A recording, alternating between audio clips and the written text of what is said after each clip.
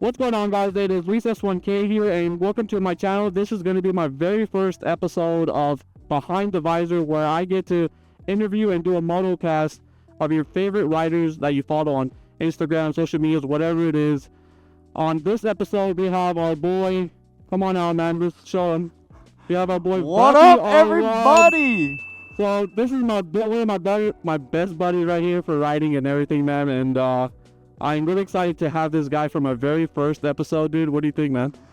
Dude, this is awesome. I know you've been talking about doing this for a while. I'm so thankful that I'm able to be, your first episode. So shout out to everyone watching.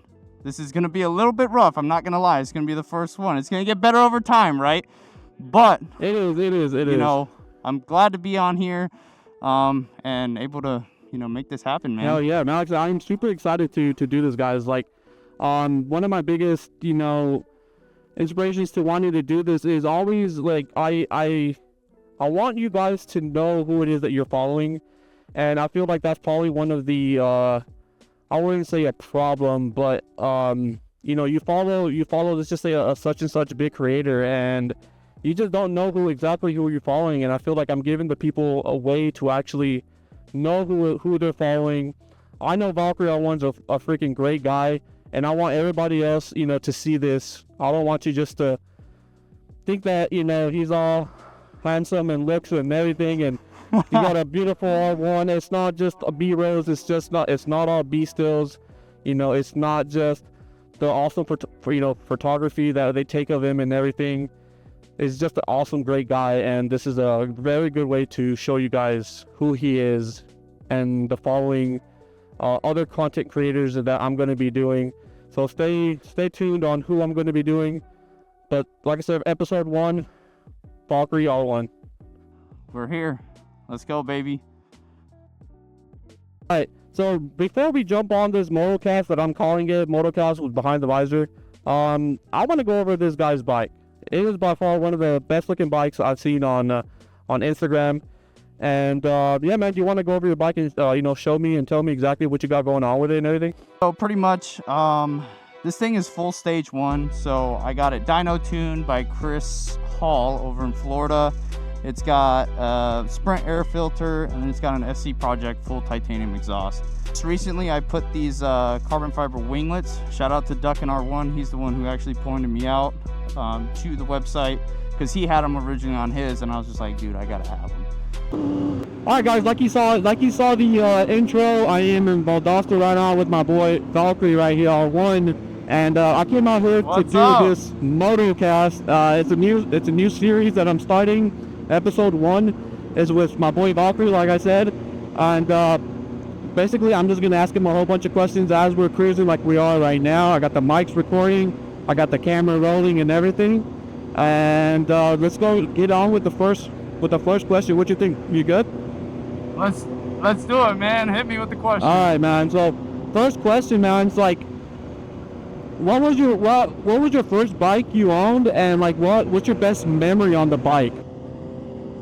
Oh, so my first bike was a 2022 GSX S 750. So it's the naked version of the Gixxer. Okay. It was the only bike in the dealership, and I really wanted to get into riding from my folks back home. Shout out to El Paso, all the riders out there. But yeah, it was really cool, and I just pulled the trigger on it. Nice. So how long ago was this? This was about 2 years ago. 2 years ago. So you've only been riding bikes for 2 years? About 2.5, I'd say. Yeah, about 2.5 years. Nice, man. Yep. Been through 4 Sick. bikes.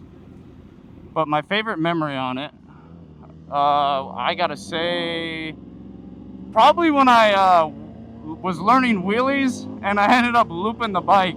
I'll see if I can send you a video to insert. All right. If he sends me the video, guys, I'll make sure to post it right here for you guys so you guys can take a look at it. I'm pretty sure it's going to be funny seeing him loop a bike. It's hilarious. I'm in my blue jacket, helmet, and I'm in shorts. And I had road rash from my ass all the way down my leg.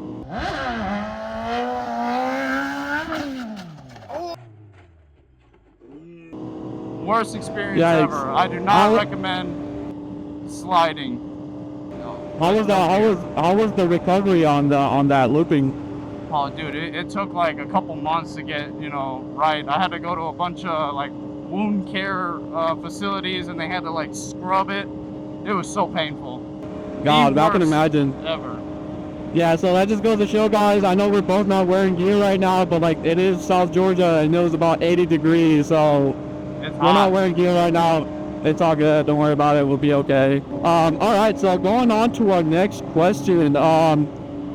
Okay. So this is a pretty basic one. Almost kind of staying with the same bike questions and everything. What influenced you into getting an R1, and who was your inspiration on learning how to do wheelies? Oh, an R1? What inspired me? So yeah, like, so did you like see a video or something? You're like, damn, I have to have an R1, or did you just Yeah. like see it at the dealership and you're like, oh, dude, I gotta have this? So there was no specific creator that got me into wanting an R1. I'm pretty sure about 90% of the people out there that love R1s is the sound. It doesn't sound like any other, in your case, your S1000 has that high pitch, four Yeah, banger no, sound, but completely understandable. crossplane, A1. But also I gotta say, like, look how menacing this thing looks with the daytime running lights, and then I just put the winglets. So it's just, you can't beat it, right? It is by far one of the best looking bikes. That's for sure. It is really a photogenic bike, especially ever since you added those winglets on it, man. Oh, it yeah. looks phenomenal. You have the little side pieces of carbon fiber too. You have the bike set up really good. As you guys saw the B-rolls and the B-stills that I took of the bike, man, this is a fantastic bike and everything. Also, he does have an titanium full exhaust SC Project. SC Project. Yeah, yep. man.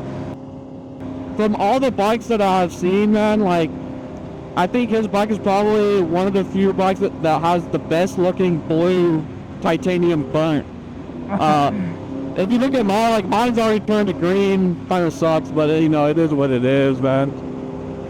So this was getting a little bit, no, I wouldn't say serious, but like, so ever since you started riding, how would you say that, riding a motorcycle and having a motorcycle has impacted your life?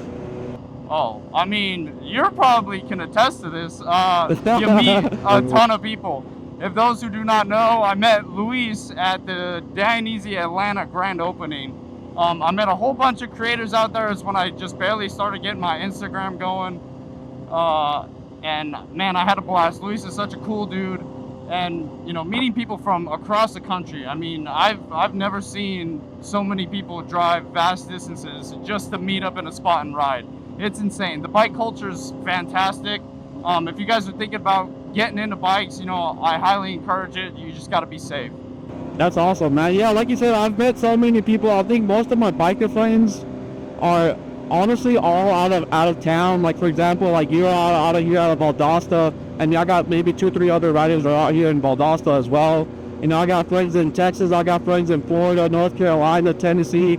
It just goes to show how much like riding brings together, this I would call it almost like a family, man, because I see these guys very often throughout the year, and it's just awesome to experience, especially when we meet up at big meets and stuff like that. We get to get an Airbnb and everybody gets together.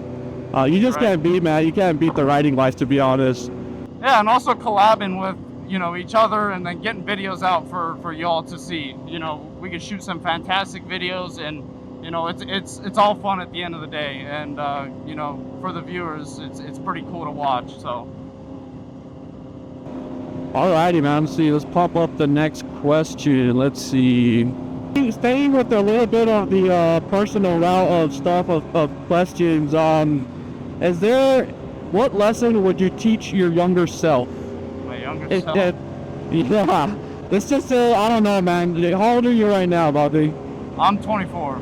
24. What would you tell your 18-year-old self that you've learned, that you learned recently, and you're, something that you would tell them to be like, hey, man, make sure, do this and this and this, and I don't know, I not ask these type of questions. That way, maybe your followers, when they see this video, they probably get to know you a little bit more on the personal level of stuff. You know what I mean? Yeah. So I'm a very impatient person, right? So at 18 years old, you're pretty, you're a young adult, right? And I was very impulsive. I mean, I still am, and I was always looking at like these bikers and car creators, and I was like, I've always wanted to do that. So I just say, be patient, be optimistic for the future, and things are gonna turn out right. Like right now, I'm driving one of my dream bikes that I've always wanted. So it's just stay humble and be optimistic for the future. That's awesome, man. That's two things I've never that I think is probably gonna stick with me from now on. That the being optimistic for the future. That's a really interesting saying right there, man. I actually do like that. And so this one's more towards your followers, man. So what kind of goals, or do you have any goals, set for, your social media or anything like that? Yeah. Obviously, I want to grow my following pretty much, right? I want to expand my reach to multiple people and meet them in real life. I think it's so cool when people come up to you and just be like, hey, like, are you, so-and-so? Hasn't happened too often yet, but I think it's really cool. I mean, I see my friends, like, people come up and recognize Luis. So I think that's really cool. And then possibly, I mean, everybody does this, maybe put out a couple t-shirts, a little merch line, but that's further down in the future. Right now, I just want to make videos, put out some cool content for you guys, and interact with you wherever, whether it's in the videos, DMs, or meeting up in real life and getting some meets put together. I do gotta say, one big goal we're thinking about doing this is hosting a big meet here, probably the next riding season. So, really? You guys are hearing this first. Yeah, I don't think you said this. I haven't heard you talk about this. So Mez and Rafa, fantastic guys, and they put together these fantastic meets. I mean, just previously it was the Ghost and Quiet meet. I gotta say that was pretty cool. Unfortunately, I wasn't able to go, but I do want to put something together. Possibly, have something in Florida, but so you guys can come out and meet us. We're really cool guys. I want to get to know people who like enjoying my content. Gotcha. And do you have any ideas of where you're trying to do this? Right now it's just up in the air. It's just a thought right now. About Tampa, Orlando areas is where we're thinking about doing I think Tampa would be so awesome, dude. I just love the vibes of Tampa. Me and you have personally gone there 2 times, and we made 2 trips there, and it's always such a good vibe every time we go to Tampa.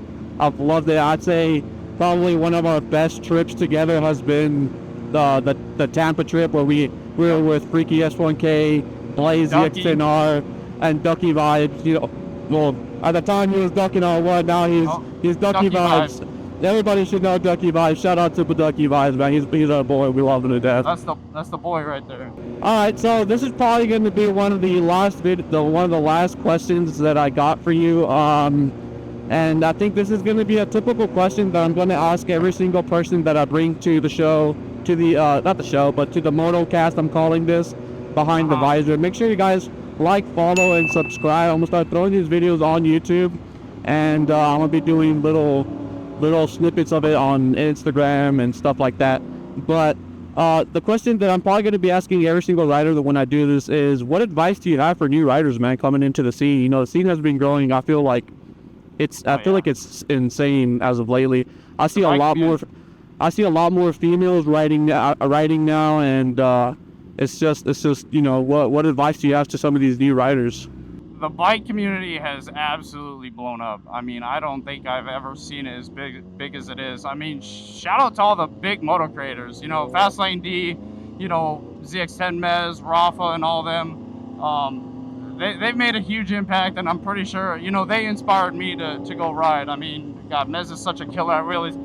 Yeah, he's actually I always say this, man. ZX10 Mez, he's the GOAT, and his videos that I used to watch on TikTok is by far, like, when I saw that one video of him racing the Porsche flat out, and the Porsche is right there next to him going like 186 miles an hour, man. Insane. Dude, I was like, I have to get a bike, man. So he was by far one of my biggest influencers, so... But yeah, man, like I said, what advice do you have for new riders coming into the scene? Yeah, going back to the question, new riders. I'd say buy your gear first. Okay. You know, buy that helmet, and take that MSF course. It'll definitely add to your foundational knowledge on, you know, when you get out on the road, and you know, you have all the pressures of other drivers, and there's a bunch of hazards that can happen when you're on a motorcycle. So take the MSF course as early as you can, get your license, and then start buying gear on the side. Did you take the MSF course? So I started riding without a motorcycle license. Yeah, so I did the same thing. You know, I did not take the MSF course. I was riding before I got my license and everything. So basically, don't do what me and Valkyrie did. We're like an older, I wouldn't say an older generation, but yeah. As I say, not as I do. But you're right, man. The MSF course, I think, is a really good thing to teach people the basics of knowing how to ride, braking, clutch, throttle, turning, leaning. You know what I mean? And I feel like a lot of these questions that come around are you know, what advice do you have to be, you know, for someone trying to get a bike? I mean, and it's like, yeah, and a lot of them ask, like, what bike should I start on, right? This question comes up a bajillion times. If you are brand new to riding, absolutely 500cc and under. You could possibly do the Ninja 650. That's actually a pretty good starter bike.